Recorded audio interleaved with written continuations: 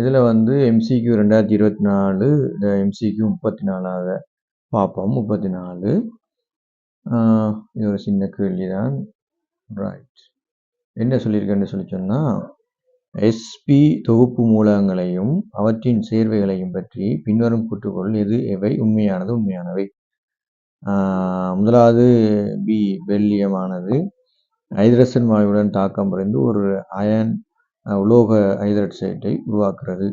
S தொகுப்பு மூலகங்களிடையே Mg மிகவும் உயர் மின் எதிர்த்தன்மை உடையது. அமோனியா NH3 SO2 H2S ஆகியன ஒட்சியேற்றுங்கரிகள் போன்ற தாழ்த்துங்கரிகளாக நடந்து கொள்ளலாம். வெப்பமாக்கும் போது NAவும் BAவும் மிகையான ஆக்சிஜன் வாயுடன் தாக்கம் புரிந்து முறையே Na2O2வையும் Ba2O2வையும் தருகிறது. சரியா? ரைட். இப்போ அப்படி பார்க்கும்போது ஃபர்ஸ்ட் வந்து என்னென்னு சொன்னால், முதலாவது வந்து BA ஆனது ஹைட்ரஜன் வாயுடன் தாக்கம் புரிந்து ஓர் அயன் உலோக ஆக்சைடை உருவாக்குறது. அதாவது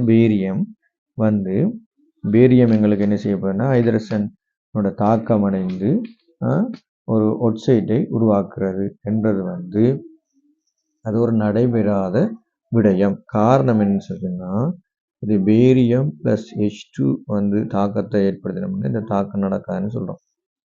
அதுக்கு பேசிக் காரணம் வந்து இந்த பேரியம் வந்து ஒரு சிறிய அளவிலான பேஸாக தான் இருக்கு. பேஸ்ன்னு சொல்லிட்டுன்னா காரமாக இருக்கும். அப்போ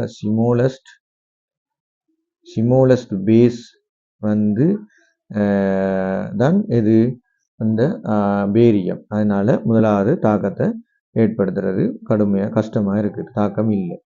ரெண்டாவது காரணம் நாங்கள் சொல்கிறோம் என்னென்னு சொல்லிட்டோம்னா, அந்த எலக்ட்ரான்கள், அதாவது வேலன்ஸ் எலக்ட்ரான் சொல்லுவோம், அதாவது பிணைப்பை ஏற்படுத்தக்கூடிய வேலன்ஸ் எலக்ட்ரான்ஸ் வந்து என்னவா இருக்கு, க்ளோஸ்டா இருக்குது. என்னத்தோட என்ன சொன்னால் நியூக்ளியஸோட பக்கத்தில் இருக்குது. க்ளோஸ்டா நியூக்ளியஸோட இருக்கும். அடுத்தது அது என்னவா இருக்குது, நியூக்ளியஸோட டைட்லியாகவும் இருக்கும்.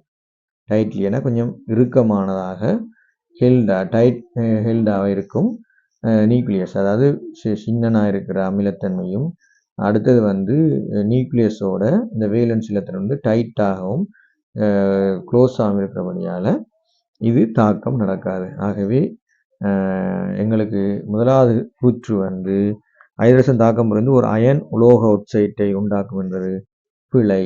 அது வந்து பிழை. சரி, அடுத்தது பிஏ பார்ப்போம். பி என்ன சொல்லுதுன்னு சொல்லி சொன்னால், எஸ்தோப்பு மூலங்களிலேயே மிகவும் உயர் மின்னழுத்தன்மை உடைய Mg மிக உயர் மின்னழுத்தன்மை உடையது. அதாவது எஸ் தொகுப்புக்குள்ளேயே Mg தான் மிகவும் மின்னழுத்தன்மை வந்து கூடுனது இயல்புன்னு சொல்கிறாங்க. மின்னழுத்தன்மை கூடுனதுன்னு சொல்கிறாங்க. அப்படி சொல்லல, அது காரணம்னா 2 உலோகம் இதை விட கூடுதலாக இருக்குது. ஒன்று வந்து ஹைட்ரஜன் இருக்குது, ரெண்டாவது வந்து முக்கியமானது வந்து எங்களுக்கு பேரியம் இருக்குது. பெரிலியம் இருக்குது. அந்த ஹைட்ரஜன் வந்து 2.2 வருது கிட்டத்தட்ட. இது வந்து பெரிலியம் வந்து 1.57 கிட்ட வருது. சரியா? அப்போ Mg வந்து என்னவா இருக்குது, எங்களுக்கு 1.31 தான் இருக்குது.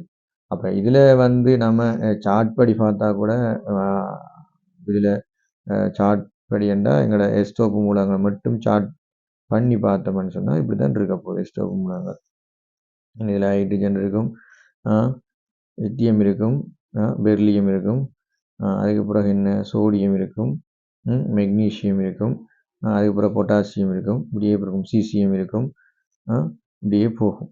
அப்போ இந்த இதில் பார்த்தோம்னா இவர் இருக்கிற இடம் வந்து இந்த பொசிஷன் தான் அவர் இடம். இதுக்கு மேலே 2 இருக்குது. இவர் கொஞ்சம் குறைவு, ஆனால் இருந்தாலும் 2 மேலே இருக்குது. அப்போ ரெண்டாவது கூற்று வந்து அதுவும் பிழை. ரெண்டாவது கூற்றும் பிழை. சரி, மூன்றாவது கூற்றுக்கு போவோம். சி என்ன சொல்லுதுன்னு பார்ப்போம்.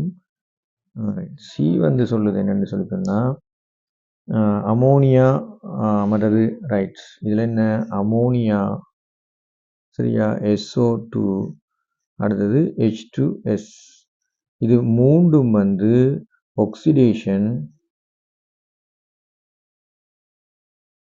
அண்ட் ரிடக்ஷன் க்குரிய தாக்கத்தில் ஈடுபடும் அப்படின்னு சொல்லப்படுது. இப்போ அமோனியாவை பொறுத்தவரையில் எங்களுக்கு ரிடக்ஷன் ஆக்சிடேஷன் லெவல் வந்து வாரத்துக்கு வாய்ப்பு இருக்குது, ரெண்டும் இருக்குது. SO2வை பொறுத்தவரையிலையும் இந்த ஆக்சிடேஷன் எண் வந்து கூட 0 இருக்குது, இல்லை கணக்கு இருக்குது. H2Sலையும் எஸ்ஸுக்கு வந்து கூட குறைய வர்றதுக்கு சான்ஸ் இருக்குது. ஆகவே இந்த கூற்று வந்து சரி, என்ன கணக்கு தாக்கங்கள் இதில் இருக்குது இப்படி. ஆகவே அது பிரச்சனை இல்லை. இது தாக்கம் இருக்குது. தாக்கம் பார்த்து அந்த வீடியோவே முடிஞ்சிடும். தனி ஒரு வீடியோவாக செய்வோம். இதை வீடியோவுக்கு டைமே போயிடும். அடுத்து வெப்பமாக்கும் போது சோடியமும் பேரியமும் மிகையான ஒட்சிஜன் வாயுடன் தாக்கமடைந்து முறையே Na2O2ஐயும் BaO2ஐயும் தருகின்றன. ரைட், இதில் முக்கியமான சில விஷயத்தை பார்ப்போம். இந்த சோடியம் எக்ஸஸாக இருக்குது, எக்ஸஸ் O2ஓட தாக்கம் அடைஞ்சால் என்ன நடக்கும்? நார்மல் சோடியம் தாக்கம் அடைஞ்சுதுன்னு சொல்லி சொன்னால் எங்களுக்கு Na2O வரும். சரிதானே? இது சோடியம் ஆக்சைடு. இதோட மிகையாக இருந்துன்னு சொன்னால் சோடியம் பெராக்சைடு வர்றதுக்கு வாய்ப்பு இருக்குது. இது நார்மலாக எல்லாரும் தெரிஞ்ச விஷயம். சரியா? ரைட். அடுத்தது சூப்பர் ஆக்சைடு வருமானா சூப்பர் ஆக்சைடு வராது. இன்னைக்கு வந்து சூப்பர் ஆக்சைடு லெவல் இல்லை. அடுத்தது பேரியத்தை பார்த்தோம்னு சொன்னால் எக்ஸஸ்ஸாக இருக்குது, எக்ஸஸ் இருக்குது O2.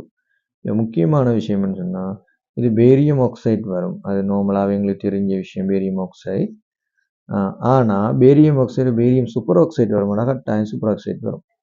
இதில் வந்து எக்ஸஸ்ஸாக இருக்கிறபடியாக பேரியம் பெராக்சைடு வரும். சூப்பர் ஆக்சைடில் பெராக்சைடு வரும். அப்போ இது ரெண்டு லெவலும் வந்து வாரத்துக்கு வாய்ப்பு இருக்குது. இதில் இப்படி தாக்கம் ஏற்படும் போது இதுவும் இருக்கும், இதுவும் இருக்கும். அப்போ இது ஒரு 80% இருந்துன்னு சொன்னால் இதுவும் 80% இருந்தால் இது ஒரு 20% கலந்து இருக்கும் அதுக்குள்ள. இதான் விளக்கம். முற்றுமுழுதாக இதே இருக்காது. இதில் 80-20% கலந்து இருக்கும். ஆகவே இந்த விட வந்து இந்த விட வந்து சரி, இந்த விட சரி. அப்போ இதில் வந்து நாங்கள் சியும் டியும் விடையை நாங்கள் அணுகலாம். அப்போ விடை வந்து இருக்குமையான விடை இந்த 3வது விடை. இந்த அடிப்படையில் சியும் டியும் இருக்கிறது. இதில் கூட்டு கேள்விப்பட்டல 3வது விடை.